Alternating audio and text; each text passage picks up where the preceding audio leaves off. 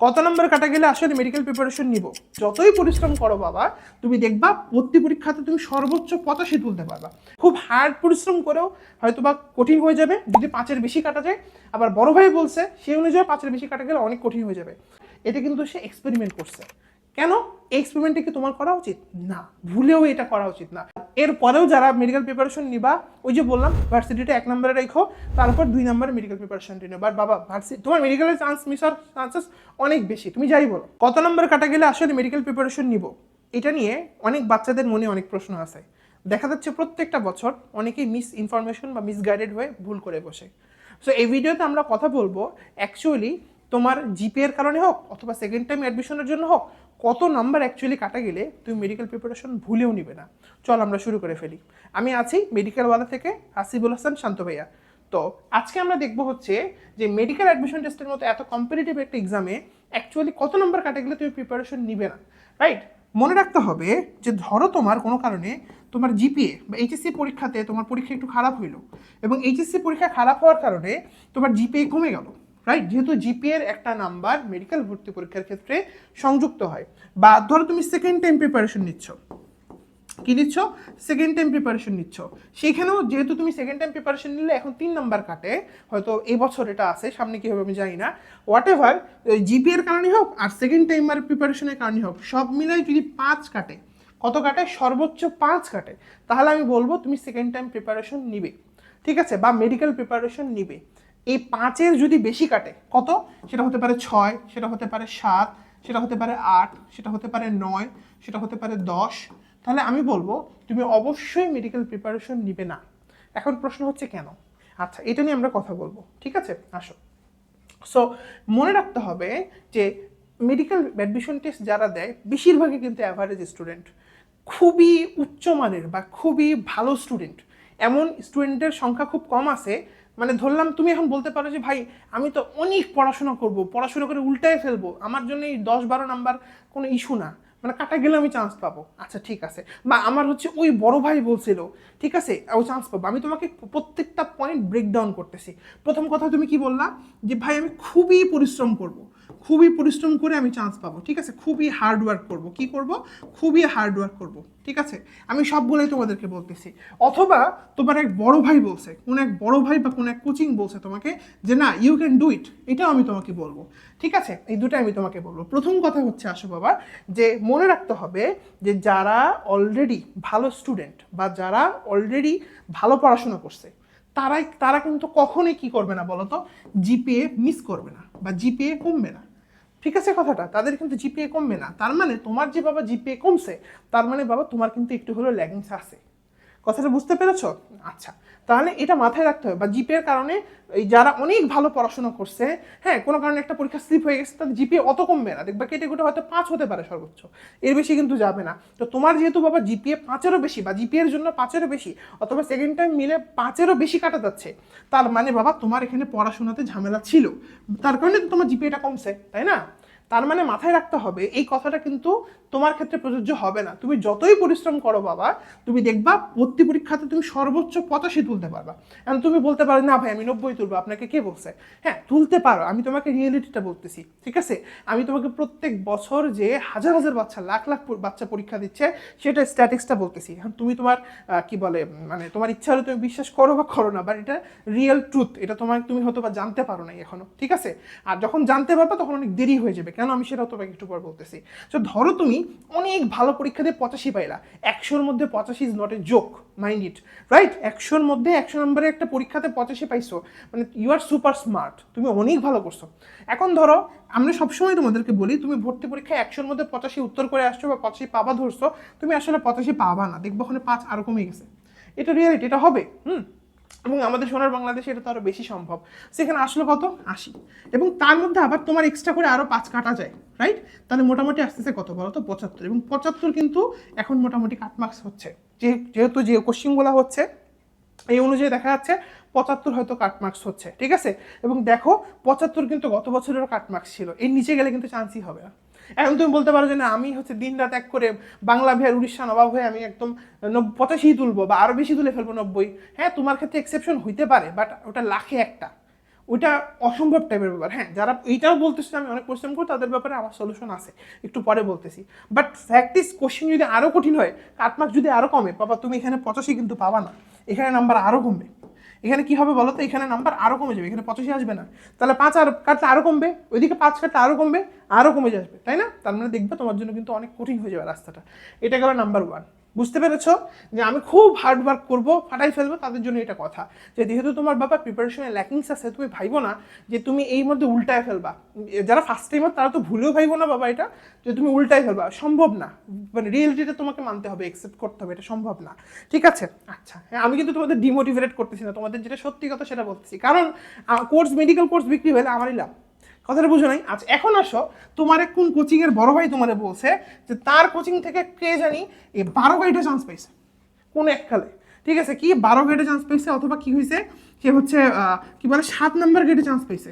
যেমন আমাদেরই মেডিকেল থেকে, আমাদেরই মেডিকেল কোচিং থেকে এবার কিন্তু 6 নাম্বার গ্রেডেও চান্স পাইছে। বাট এটা এক্সেপশন, আমি আবারও বলতেছি, যেগুলো সুপার স্মার্ট ফলা পায় না, অনেক ভালো পড়ছে, তারা একবার চান্স পায় না, পরের বার দিয়ে একদম ফাটাই ফেলতে পারে, সেটা আলাদা জিনিস। ঠিক আছে, বাট তোমার ক্ষেত্রে ব্যাপারটা সেম না। আচ্ছা, সো এই যে বড় ভাই তোমারে বলছে, এখন বড় ভাই তোমার কেন বলছে কথাটা? কারণ হচ্ছে বড় ভাইয়ের ক্ষেত্রে কি হয় বলো তো, মেডিকেল প্রিপারেশন তো একটা আবেগ। আমাদের দেশে দেখা যায় বেশিরভাগ বাচ্চা কি করে বলো তো, আবেগে ডিসিশন নেয়। হ্যাঁ, দেখা যায় তো বড় ভাইয়ের আগে কি হইতো, বোর্ড পরীক্ষাগুলো একটু সহজ হইতো, কোশ্চিনগুলো সবাই গণহারে এ প্লাস, এমনও দেখা যেত এ প্লাস কে পাইনি ওটা খুঁজে বের করতে হচ্ছে, সবাই এ প্লাস পাইছে, সবাই জিপিএ পাইছে। সো তখন কি হতো, বড় ভাইয়ের ব্যবসা বা কোচিংয়ের ব্যবসা রমরমা হইতো। কিন্তু কিন্তু কিন্তু এখানে একটা কথা আছে, কোচিংয়ে এনরোলমেন্ট বেশি, ধরো কথার কথা 50,000 বাচ্চা, কথার কথা আর কি, 50,000 বাচ্চা প্রিপারেশন নিছে। হ্যাঁ, এখন এইচএসসি জিপিএ খারাপ হওয়ার কারণে কি হচ্ছে, বোর্ড পরীক্ষা যেহেতু জিপিএ আসতেছে না, ওই জন্য 30,000 নিচ্ছে। 30,000 প্রিপারেশন, এই যে 20,000 বাচ্চা কমে গেল, তাহলে 20,000 বাচ্চা কি মেডিকেল কোচিং করলো না? এই জন্য কোচিংগুলো কি করে, আমি তো কোচিং চালাই, আমিও তোমারে বলতেছি, এই জন্য কোচিংগুলো কি করে, অনেক কোচিং তোমাকে মিসগাইড করবে, বলবে যে না মেডিকেল প্রিপারেশন নাও, you can do it, right, তুমি এখনই 1 লাখ দিয়ে চাঁদে চলে যাবা, এটা আসলে সম্ভব না। মোটিভেশন এক জায়গায়, ভাই রিয়েলিটি আরেক জায়গায়। এই দুটো পয়েন্ট আমরা বুঝতে পারছি। ঠিক আছে, যে খুব হার্ড পরিশ্রম করেও হয়তো বা কঠিন হয়ে যাবে যদি 5-এর বেশি কাটা যায়। আবার বড় ভাই বলছে সেই অনুযায়ী 5-এর বেশি কাটা গেলে অনেক কঠিন হয়ে যাবে। তাহলে হোয়াট টু ডু?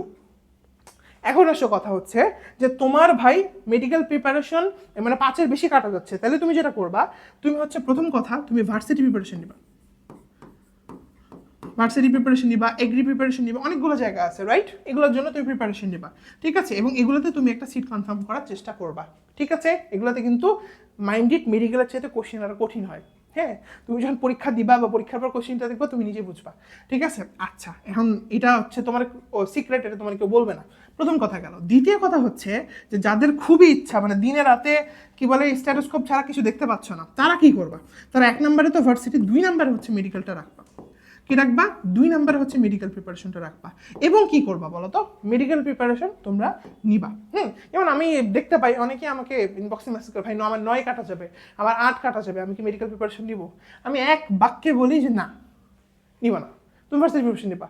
এরপরে যখন জোর জবরদস্তি করে, তখন আমি বলি ঠিক আছে, ইউ ক্যান ডু ইট, তুমি কি করো, ভার্সিটি প্রিপারেশনটা সোললি নাও, এটা তোমার 1 নম্বরে থাকবে। এটা তোমার কোথায় থাকবে বাবা? এটা তোমার 1 নম্বরে থাকবে, মানে এটা তুমি ভালো মতো নিবা। অ্যান্ড মেডিকেল প্রিপারেশনটা তুমি নাও 2 নম্বরে। মানে ভার্সিটি তোমার মেইন, আর মেডিকেলের জন্য তুমি পড়াশোনা করতেছো, পরীক্ষা দিবা। যদি মিরাকেল হয়ে যায়, অসম্ভব তো না, যদি মিরাকেল হয়ে যায় তুমি চান্স পেয়েও যেতে পারো, হতেও তো পারে। বাট তুমি তো তোমার লাইফ, তুমি তো গিনিপিক না বাবা, তুমি তো কি বলে তোমার উপর ইচ্ছা মতো টেস্ট করতে পারো না, তোমার লাইফ, তোমাকে নিজের ডিসিশনটা নিজে নিতে হবে ঠিক মতো, রাইট? তুমি যদি মেডিকেলে চান্স না পাও, এরপর পুরো লাইফটা মানে ব্ল্যাঙ্ক হয়ে যাবে, তখন কই যাবা? বুঝতে পারো না কথাটা? এবং এটা কিন্তু চান্স না পাওয়ার হারটাই সবচেয়ে বেশি। আমাদেরকে কিন্তু স্ট্যাটিস্টিক্স মেনটেন করতে হবে, বুঝতে হবে জিনিসটা। আচ্ছা, এখন এই যে আমি তোমাকে কথাগুলো বললাম, কেন বললাম? ঠিক আছে, আমি তোমাকে একটা জিনিস দেখাই। আচ্ছা, একটা বাচ্চা হচ্ছে গত বছর মেডিকেল ভর্তি পরীক্ষায় চান্স পায়নি। হ্যাঁ, এবং মোটামুটি সে কি দেখছে, সে দেখছে হচ্ছে যে মেডিকেলওয়ালা থেকে কিন্তু তোমরা জানো কোয়েশ্চিন অ্যানালাইসিস করে বা কোয়েশ্চিন ব্যাংক অ্যানালাইসিস করে এবং কন্টেন্ট দেখে সে এত পরিমাণে মানে মানে শক্তিশালী হয়েছিল, সে ভাবছিল যে আমি মেডিকেল প্রিপারেশন নিব এবং চান্স পাবই। পাবোই, কোনো সন্দেহ নেই।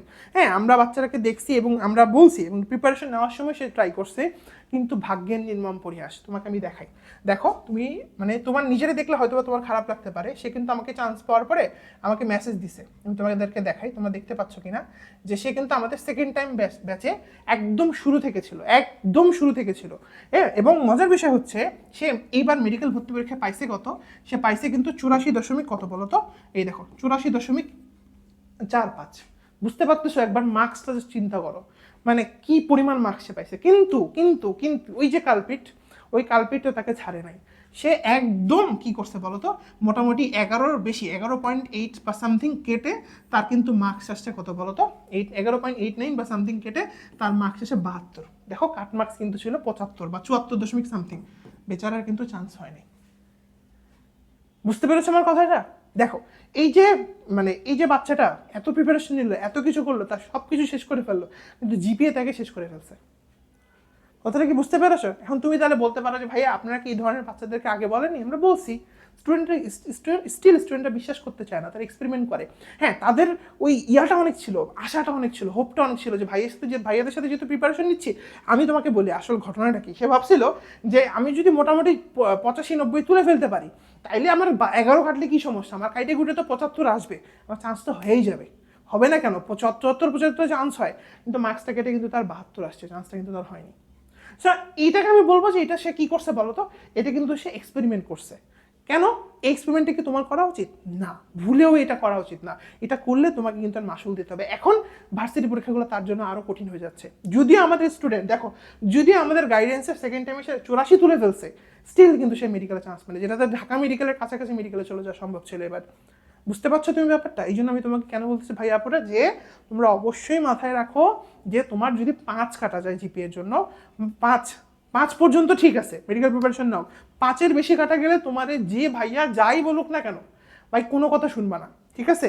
তুমি ডিরেক্টলি ভার্সিটির জন্য আগাবা। ভার্সিটিতে অনেক স্কোপ আছে। হ্যাঁ, তুমি এগ্রির জন্য আগাইতে পারো, ভার্সিটিগুলোর জন্য আগাইতে পারো, অনেক স্কোপ আছে, বাট রিয়েলিটি কিন্তু অনেক তিতা। তুমি যদি মেডিকেলের জন্য গদবাদে আগাও, ভাই লাস্টে যে কিন্তু এই ঘটনাগুলো ঘটবে, অনেক ভালো করে দেখবো চান্স পাবা না, তখন খুব খারাপ লাগবে। আর তার চেয়ে বেশি কী অবস্থা হবে জানো, দিশেহারা হয়ে যাবা। মেডিকেল প্রিপারেশন যারা নেয় তারা কিন্তু যেহেতু ম্যাথ করা নেই, ফিজিক্সও ওভাবে আসলে ডেভেলপ না অত বেশি।